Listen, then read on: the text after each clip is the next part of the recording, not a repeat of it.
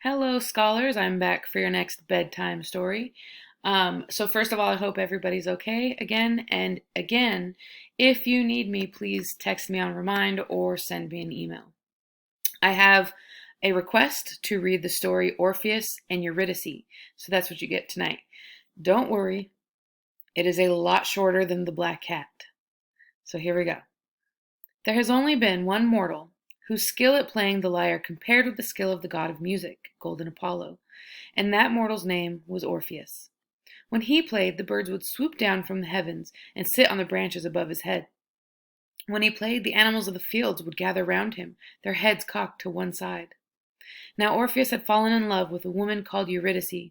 There was a wedding, a magnificent wedding, but all through the wedding ceremony the candles and the lamps in the temple gave off an oily black smoke, so that the guests coughed and choked. Even the priests had to wipe tears from their eyes. They looked at one another and shook their heads. This is a bad omen. Such things should never happen at a wedding. And the priests were right to be worried.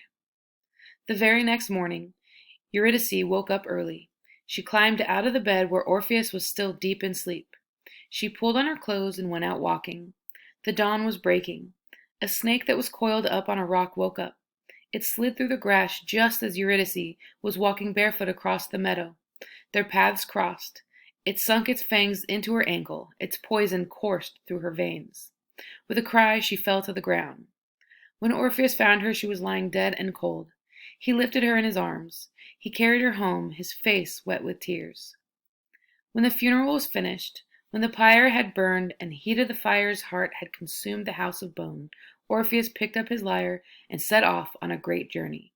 He traveled over land and sea until he came to a dark cave.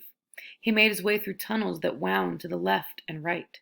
He delved into darkness. At last he came to the edge of an oily black river, the river of forgetfulness. On the far side of it he could see the shadowy hills of the country he was seeking. He was looking across towards the land of the dead. Orpheus stared over the water, with only the thought of Eurydice in his mind. How could his lovely bride be there, in that strange dark place? Suddenly there came the sound of growling, then a harsh barking. Out of the shadows, the great three-headed dog Cerberus, who guards the river bank, leapt at Orpheus, his lips curled back from his teeth. Orpheus lifted his lyre to his shoulder and began to play, and such was the beauty of his music that the monstrous dog stopped in his tracks, wagged his tail, closed his 6 red eyes, rolled onto his back, and howled with his 3 heads. The beauty of the music floated out across the water and reached the ears of Charon, the ferryman. He poled his boat toward the sound. Orpheus never stopped playing his lyre. He stepped from the bank into the boat, and the ancient ferryman pushed away from the land and poled his boat across the river. When they reached the far side, Orpheus, still playing, jumped from the boat and walked into the shadows. Soon there was a whispering around him, a rustling, a shuffling, like the sound of the wind blowing through dead leaves. The dead were gathering. They were following him. They were enchanted by his music. It made them weep for sorrows they could not remember any more. It made them laugh for joys that were forgotten, for the dead have lost all memory of their lives. They're a drifting host of whispering ghosts. On and on Orpheus walked, surrounded by the dead, and then he saw a palace loom out of the shadows. As he approached it, the dead fell back. He found that he was walking alone. He was approaching the dwelling place of their king. He made his way between black gates. He climbed steps of black stone. A doorway of black ebony swung open before him. He entered the hall. At the far end of it there were 2 thrones. On one sat the king of terrors, Hades himself, his eyes as deep as open graves, his black beard spread across his belly. Beside Hades sat his wife, beautiful Persephone. She was like a moon shining in a dark sky, like a mistletoe berry in the depths of winter. Orpheus, still playing his lyre, walked up to the 2 thrones. He stood before the god and goddess. He looked into their faces, and then he began to sing. We mortals are wretched things, and the gods who know no care have woven sorrow into the pattern of our lives.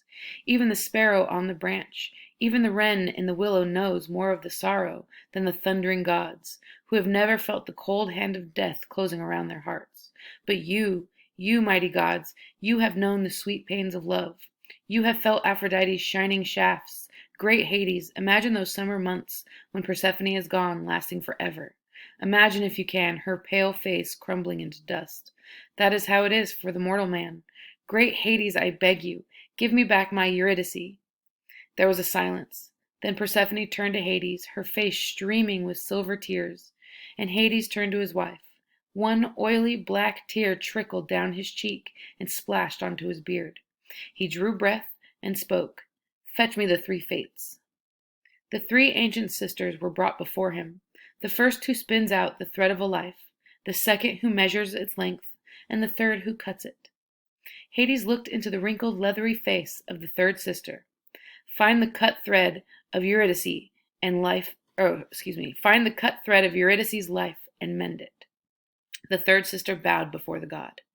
Hades turned to Orpheus. Now go, leave my palace, leave my realm, and she will follow you. But do not look behind you. Do not look over your shoulder until the light of the sun shines full on your face. Orpheus bowed. He turned on his heel and left the palace. He made his way across the shadowy kingdom until he came to the river's edge. Charon, the ferryman, was waiting for him. He climbed into the boat. As he sat down, he felt it tremble, as if someone had climbed in behind him. He kept his eyes fixed on the far shore. When they reached the riverbank, he stepped out of the boat, and behind him he could hear footsteps, soft footsteps following him. As he journeyed, he could sometimes hear the snap of a twig. Sometimes he thought he could feel Eurydice's breath on the back of his neck. And still he looked ahead. He made his way through the tunnel of stone, and then at last he was out of the cave and breathing the fresh air of the living world. Above him the sky was bright with shining stars.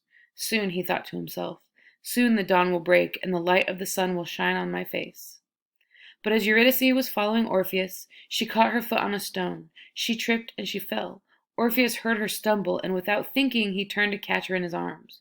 He tried to break her fall, and for a single moment he saw her face, pale beneath the silver stars. And then his arms closed around empty air, and she was gone. In the land of many guests, the third fate cut the thread of Eurydice's life for the second time. And this time there would be no mending it. Orpheus turned, he ran back into the cave, he journeyed down into the darkness until he came to the edge of the oily black water. He shouted her name, and there was no answer. And then the three-headed dog Cerberus came, growling and snarling and snapping at his ankles. And Charon, the ancient ferryman, cursed him and spat at him. And Orpheus knew there could be no return to the land of the dead. So he made his way back to the living world, and he devoted himself to his music, which was more beautiful than ever, woven through with a silver thread of sorrow. And Orpheus never saw Eurydice again, never. At least, not in this world. But some people say that when he died many years later, Charon the ferryman was waiting for him. He carried Orpheus over the oily black water, and as he stepped onto the bank at the far side, like all the others, he forgot everything. He joined the drifting, oblivious hosts of the dead. But Persephone had seen him, and she remembered him, and she felt pity stirring in her heart. She reached forwards and touched Orpheus's head with the tip of her finger, and in that moment his memory returned. And then Persephone touched Eurydice's forehead, and she too remembered everything. And the two lovers found one another in that shadowy kingdom, and they fell into one another's arms. And even to this day, some say, they walk together, talking and laughing, sometimes arm in arm. Sometimes Eurydice walks ahead and Orpheus follows. And sometimes Orpheus walks ahead, knowing that he can look over his shoulder and his Eurydice will always be there. The end. I hope you guys enjoyed it. Have a good night. I'll see you tomorrow.